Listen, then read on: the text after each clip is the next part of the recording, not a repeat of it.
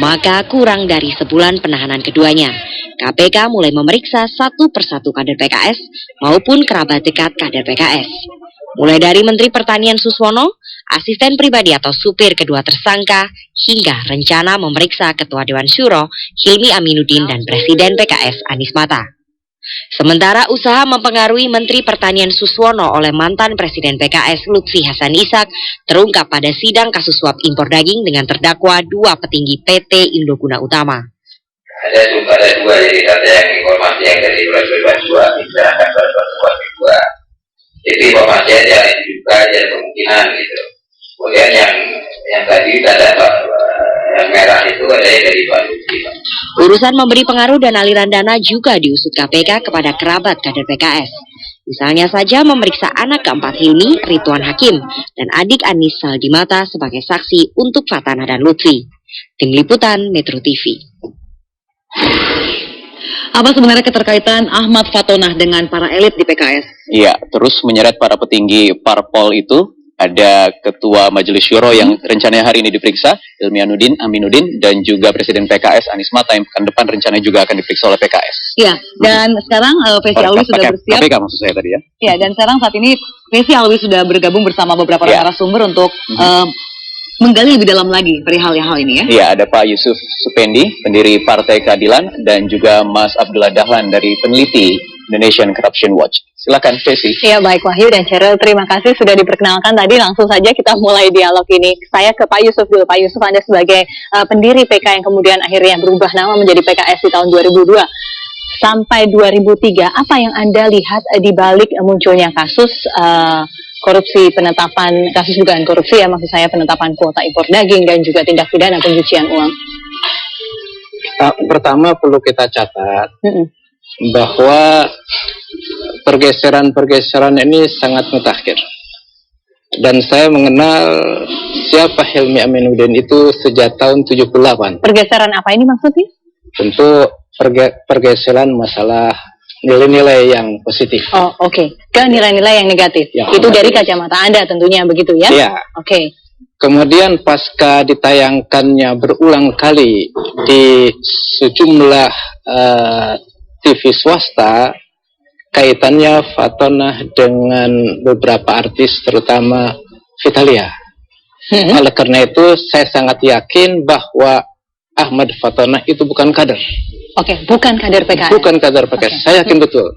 Karena saya yakin sejumlah kawan-kawan di PKS itu masih konsisten, tetap berpegang teguh dengan nilai-nilai kebaikan. Dan tidak mungkin seorang kader PKS berinteraksi seperti Ahmad Fatonah dengan itu kalau dikaitkan dengan wanita-wanita, bagaimana dikaitkan dengan harta benda? Kaitan dengan harta benda ya manusiawi lah.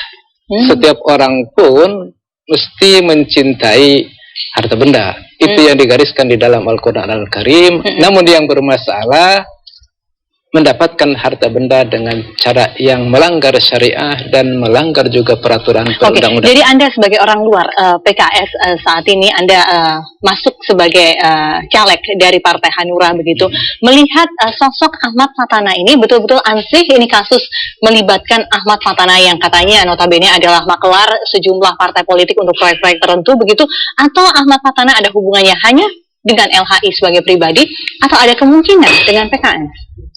Yang saya ketahui bahwa Ahmad Fatonah itu lebih banyak perkawanan pribadi sejak dia kuliah di Universitas Imam Muhammad bin Saud Riyadh, Saudi Arabia. Dengan Lutfi Hasan Ishak. Dengan Lutfi Hasan Ishak. Oke, tapi tidak dengan petinggi PKS yang lainnya. Ya tidak. Tidak dengan Ketua Majelis Syuro PKS.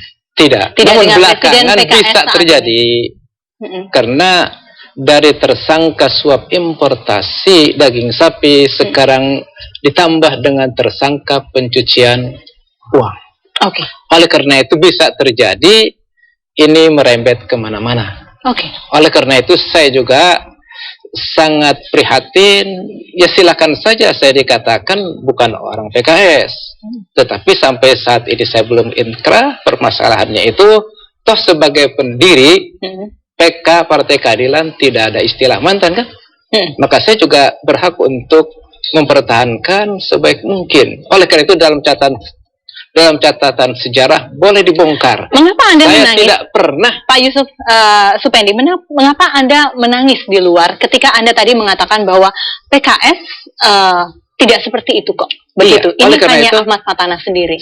Oleh karena itu saya tidak pernah menyerang lembaga PKS. Individu yang saya kritisi. Di antaranya itulah yang saya katakan tadi, yang disebut dengan kubu kesejahteraan itu, dan saya sudah melihat itulah kebenaran Al-Quran, kebenaran hadis Rasulullah Sallallahu Alaihi Wasallam, baik itu Lutfi, Anies Mata, dan juga Hilmi berurusan dengan KPK. Oke, sebelum saya ke Pak Abdullah Dahlan, saya singgah saja kepada Anda, ingin supaya masyarakat juga diingatkan kembali, selalu ada yang namanya kubu keadilan, kubu kesejahteraan. Siapa sih kubu keadilan itu? Siapa sih kubu kesejahteraan tersebut? Sebenarnya nama-namanya intinya itu kubu tua dan kubu muda.